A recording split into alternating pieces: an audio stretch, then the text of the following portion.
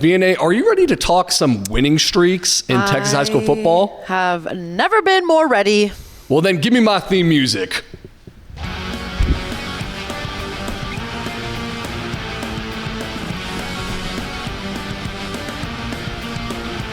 Math Tuesday. Math Tuesday, baby. So I'm breaking up Math Tuesday this week into two separate chunks. We're going to go the longest win streaks ever, and then not current win streaks, but the longest win streaks that happened most recently, because if we just did the win streaks that are currently happening, it's just all the 16-0 teams and not boring with that they did that, but like we all know who that is, right? Okay. So also, quick note before we start on this, I know I got roasted in the comments section last week, very fairly, I might add, because I skewered about 3 or 4 Texas high school football names. So I will do much better this time around. I can promise you that. First up, 68-game winning streak from 1998 to 2002. The Salina Bobcats. No, I'm just kidding. The Salina Bobcats. What's so interesting about Salina is, since from 1998 to now, they've only had 3 coaches. It's the legendary G.A. Moore, and then Butch Ford, and now Bill Elliott, who took over, and I believe 2012 was his first year. But both Butch Ford and Bill Elliott played for G.A. Moore in high school, so you will not find a more consistent program in Texas high school football. This win streak bridged the G.A. Moore tenure to the Butch Ford tenure, and they were bumped up to Class 3A that 2002 year. They lost the streak in the playoffs, get this VNA, by an extra point to Dangerfield. Lost a 68-game win streak by an extra point. It's brutal for that to happen, but still a remarkable feat nonetheless, the best in Texas high school football history. Another remarkable thing about this streak is when we talk about all the other ones that came after it, we'll talk about Allen, Austin Westlake, Southlake Carroll. They had a bunch of Division I athletes. Well, Bill Elliott has told me he estimates in his 32 years that they've had 12 Division I athletes in total. Also, during this win streak, the famous tradition of spray-painted hay bales that you saw line Preston Road in the Kenny Chesney Boys of Fall music video, that started during the win streak because the players were understandably under a lot of tension and pressure to keep that streak alive, and the coaches wanted to give them something to lighten the mood a little bit, and so that's where that started. All right, let's move down to number 2, Allen. 57 games from 2012 to 2015. These are the Kyler Murray years. From 2012 to 2014, Kyler Murray went 43-0 as a starting quarterback, led them to 3 state championships, 14,500 total yards, 186 touchdowns in 3 years. He is arguably one of the best Texas high school football players of all time. I don't know if he is the greatest. I don't feel confident enough to say that. Maybe someone in the comments can say who they think the greatest high school football player is of all time. But from 2012 to 2021, Allen also won 84 consecutive regular season games. So that's a pretty remarkable streak in and of itself. The architect of the 57-game win streak was Tom Westerberg. He's the head coach and won the state title in 2008, and they were a state power. But it wasn't until Kyler Murray he made them a national power. Westerberg just finished his career out at his hometown Salado and retired in January 2024. Moving on down to Austin Westlake, 54 games from 2019 to 2022. This was Todd Dodge's three-peat that bridged into the Tony Salazar era. So many Division I prospects. Well, not even prospects. They were Division I prospects. Now they are legends in college, too. Current Clemson quarterback Cade Klubnik is the star from these teams. He was 2-time USA Today Offensive Player of the Year. First guy since Kyler Murray, we just mentioned him, to go undefeated as a starter and win back-to-back championships at the highest classification. Also, Texas safety Michael Taft. You heard Craven mention him earlier as arguably one of the best players in the state. He's a 2-time defensive MVP in the state championship game. And Notre Dame wide receiver Jaden Greathouse, he had a state championship record, 236 receiving yards his junior year state championship game against Geyer. He balled out in the college football playoff. I don't know if you saw that, BNA. He was doing some work out there for the Fighting Irish. Speaking of electric quarterbacks like Kyler Murray and Cade Klubnik, Bremond, I hope I said that right, Bremond. Okay. 49 games from 2014 to 2017. Former Mr. Texas football winner Rashad Paul, in his career, he led them to 3 straight titles and a 47-0 record. He's a state championship game 3 years in a row. State championship game MVP 3 years in a row. That's unbelievable. Jeff Kozowski was the architect of the winning streak. He's still there. He guided the team to their first state semifinal appearance since 2016 this past year. So Bremen back on top. It might be Bremen. Might be Bremen. I thought it was Bremen. Oh, all right, let's move on. Okay, go ahead. South Lake Carroll, 49 games from 2004 to 2007. This was Todd Dodge once again, or before, I should say, 2004 to 2007, with his son Riley Dodge at quarterback. From 2002 to 2006, Dodge went 79-1, made 5 consecutive state championship games.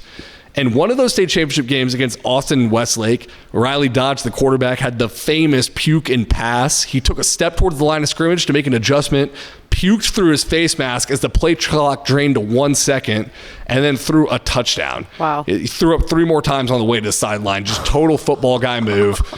It's one of my favorite plays in Texas high school football history. You know, Riley Dodge feels like the next coach up to win a state championship. He's been twice. Once in 2020 in the Dodge Bowl against his father, and last year's team against Austin Vandergrift. And it almost seemed like they were a year early when they got there last year because they lost Riley Werbley and Davis Penn, their 2 dynamic running backs, dealt with a lot of injuries, but they overcame a lot. And I'll tell you what, previewing South Lake Carroll for 2025, they're going to be a problem. Those boys are going to be a wagon. All right, let's go to the most recent longest win streaks. Again, not current, but just ended. We got up top Gunner, 32 games from 2022 to 2024. I wonder, and people can talk in the comments about this, was the 2023 Gunner team the best in program history, or was it the 2016 team with Dylan Jansen, Braden Clopton? I think I give the edge to 2023 to Gunner because they had arguably the most fun player of all time in quarterback Walker Overman. I've never seen a quarterback more perfectly suited to run that pistol option. He was about 5'5", 145 pounds soaking wet. You could not see who had the football back there when he'd squat down to take the snap, would fake a handoff, the defender standing in the hole, and Overman would launch like Sonic the Hedgehog into the guy's chest and knock him back. One of the most electric players I've seen in Texas high school football. Gunner lost his streak because they played Salina and Anna in non-district last season, but I actually think that set them up for the state championship run that brought them closer together. VNA, I'm going to take a drink of water because I'm very thirsty. What do you think of those Gunner teams? Go ahead. I do want to add, Matt Stepp said that you are correct. It is Bremond. Yes. Dub. Never a doubt. Dubbed it. Number 2, Malakoff, 31 games from 2023 to 2024. The 2 best players on this team for me were quarterback Mike Jones, and tight end linebacker Parker Poteet. Both are going to Trinity Valley. Let me rubber stamp this right now. You're going to see Parker Poteet in Power 4 football in 4 years. I mean, dude is a stud. He's going to transfer up the ladder of college football and make his way onto a Power 4 roster. That is my bold prediction. The 2024 season, they had to beat Madison by 1 point and overcame a 12-point deficit in the semifinal game to beat Paradise. And they were just beaten up and bloodied heading into that Columbus game. They fell 48-14. That was when that streak stopped. Alito, 30 games from 2022 to 2024. This is one of many streaks for Alito. They also had 31 games from 2016 to 2017, 30 games right here, and 29 games in 2009, 2010. Probably the 2 best names on this most recent Alito run, Hawk Patrick Daniels and Hoss Haney. Those are just 2 road to glory NCAA football names you would make on your Xbox. I'd be interested in the comments too to see if people think Hoss Haney is the best Alito QB of all time, or if it was one of the Bishop brothers. He's definitely got an argument. I didn't realize how fast this dude was until we got to the state championship game, and he ran like a 4.4, and I saw him take off, and I was like, oh, he legit has that type of speed. I was also at the Denton Geyer versus Alito game, the season opener of 2024, when Alito's streak ended. Although Caden Finley, he's back next year, son of Jermichael Finley, former Texas tight end. He was a monster with 2 touchdowns, one coming out of halftime where he made the entire defense miss. I'm not kidding. He made almost all 11 players miss on one play. Wow. All right, number 4, Albany, 27 games from 2022 to 2024. We talked about them last show. Denny Faith, the longest tenured coach at a single high school. He finally gets his back-to-back championships. Their defensive slogan was no daylight, no air. And to represent how dominant and scary this team was, Vienna, can we throw up the kicker from that 2023 championship team? They ran out with this kicker, who was also Zane Wagner. He was their defensive end, offensive tackle, and kicker. That is the most terrifying kicker I've ever seen. Perfect stance. Yeah. So those Albany teams were absolutely loaded. All right. Last win streak, number 5, the DeSoto Eagles, 23 games from 2022 to 2024. When I saw DeSoto in the state championship game in 2023, I said, I have never seen someone throw a prettier football than DJ Bailey is throwing right now against Summer Creek. It was a sight to see. The game was not a sight to see. It was kind of a massacre. They beat the brakes off Summer Creek 70-14. It was not a game after the first half of the first quarter.